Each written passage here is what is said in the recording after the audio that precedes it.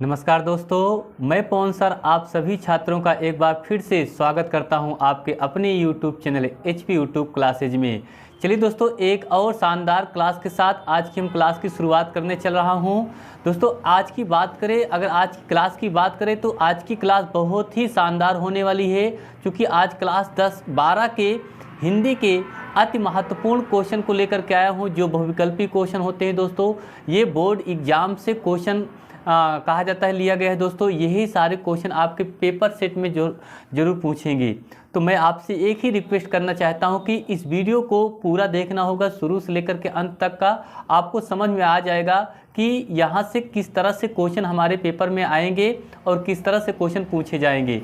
दोस्तों आप लोग यकीनन बता रहा हूँ कि ये क्वेश्चन बहुत ही इम्पॉर्टेंट क्वेश्चन होने वाला है।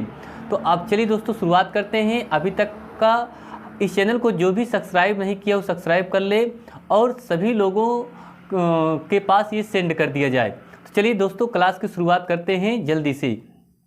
देखिए क्लास 12 हिंदी 2024 का जो पेपर होगा वहाँ से ये मोस्ट इम्पॉर्टेंट क्वेश्चन लिए गए हैं। 15 अति महत्वपूर्ण बहुविकल्पी प्रश्न हैं। ये 95% दोस्तों रियल में आपको बता रहे हैं, यहाँ से क्वेश्चन मिलेगा। और बात करें दोस्तों 10 नंबर आपको पक्का, क्योंकि आपके 10 नंबर आते हैं दोस्तों, 10 नंबर आपके 100% यहाँ से क्वेश्चन ज़रूर मिलेंगे। आप लोग इसको अच्छे से देख लीजिए, पूरा शुरू से लेकर के अंत तक आपको देखना होगा। चलिए शुरुआत करते हैं पहला क्वेश्चन की।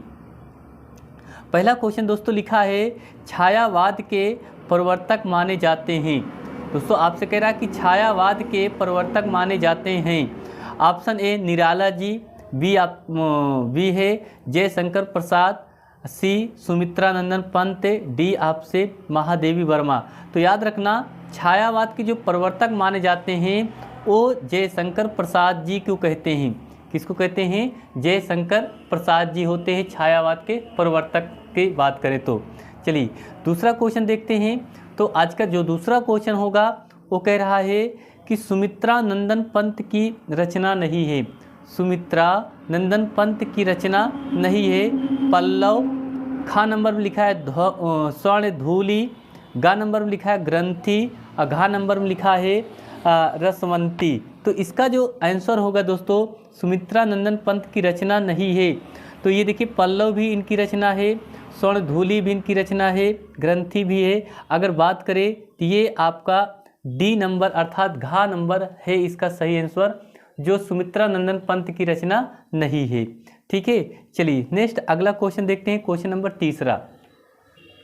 क्वेश्चन नंबर तीसरा अगर बात करें, लिखा है चित्रधार, चित्रधार काव्य की रचना है, काव्य की भाषा है। कह रहा है कि चित्रधार काव्य की भाषा है।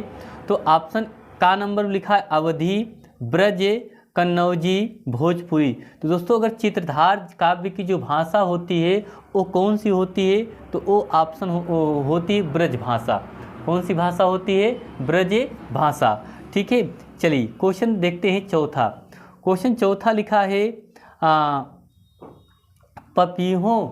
पपीहों की वह पीन पुकार, पपीहों की वह पीन पुकार किसकी पंक्ति है, किसकी पंक्ति है? तो इसका ऑप्शन देखा जाए तो ऑप्शन का नंबर में लिखा है भारतेंदु की, जयशंकर प्रसाद जी, सुमित्रा नंदन पंत, महादेवी वर्मा। तो इसका जो राइट आंसर होगा वो दोस्तों क्या होगा? सुमित्रा नंदन पंत, सुमित्रा नंदन पंत। ठीक है, चलिए क्वेश्चन देखते हैं अगला क्वेश्चन। अगर अगला बात करें क्वेश्चन नंबर 5वां जो लिखा है, ग्रंथि काव्य संग्रह के रचयिता हैं। ग्रंथि काव्य संग्रह के रचयिता हैं सुमित्रा नंदन पंत, महादेवी वर्मा, रामधारी सिंह दिनकर, अयोध्या सिंह उपाध्याय, हरि अवधि।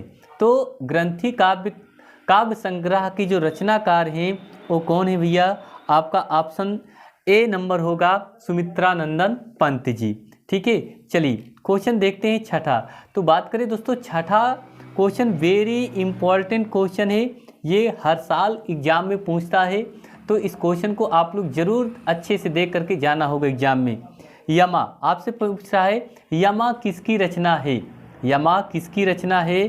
तो ऑप्शन का है जयशंकर प्रसाद की, महादेवी वर्मा की, आज्ञेय की, सुमित्रानंदन पंत की। तो याद रखना यमा जो होती है, यमा रचना है किसकी भाई? महादेवी वर्मा जी की। किसकी है? महादेवी वर्मा जी की। तो इस तरह से आपने देखे 6 और क्वेश्चन मैं आगे आपको दिखा रहा हूँ जी। देखते हैं क्वेश्चन अगला आपसे क्या कह रहा है। क्वेश्चन अगला बात करें दोस्तों, लिखा है छायावाद काल निर्धारण कीजिए। कह रहा है आपसे छायावाद काल का काल निर्धारण कीजिए। दोस्तों अगर जैसे पूछा जाता है कि छायावाद काल का प्रारंभ कितने से कितने वर्ष तक चलता है या कहाँ से कहाँ तक चलता है, तो वही क्वेश्चन इसमें भी दिया गया है। कह रहा है का ऑप्शन में दिया है सन 1900 से 1922 ईस्वी तक, खा ऑप्शन में दिया है सन 1938 से 1943 ईस्वी तक, गा ऑप्शन दिया है सन 1919 से 1938 ईस्वी तक, घा ऑप्शन दिया 1943 से अब तक। तो इसमें आपसे पूछा जा रहा है कि छायावाद का काल निर्धारण कीजिए। तो इसका आंसर होगा ऑप्शन गा सही होगा। 1919 से 1938 ईस्वी तक इसका क्या होता है दोस्तों? काल चलता है। ठीक है, छायावाद का। चलिए देखते हैं अगला क्वेश्चन। फिर नेक्स्ट अगला क्वेश्चन लिखा है आपसे कामायनी। ये भी क्वेश्चन बहुत पूछा जाता है। कामायनी के प्रथम सर्ग का नाम क्या है? कामायनी के प्रथम सर्ग का नाम क्या है? ऑप्शन का चिंता, खा नंबर आशा, गा नंबर दृढ़।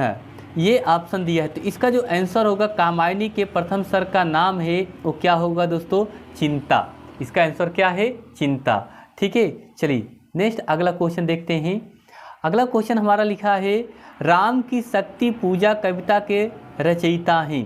क्वेश्चन यही कह रहा है राम की शक्ति पूजा कविता के रचयिता हैं। ऑप्शन का जयशंकर प्रसाद, खा ऑप्शन दिया है मैथिली शरण गुप्त, गा ऑप्शन दिया है सूर्यकांत त्रिपाठी निराला जी, घा नंबर दिया है आगे।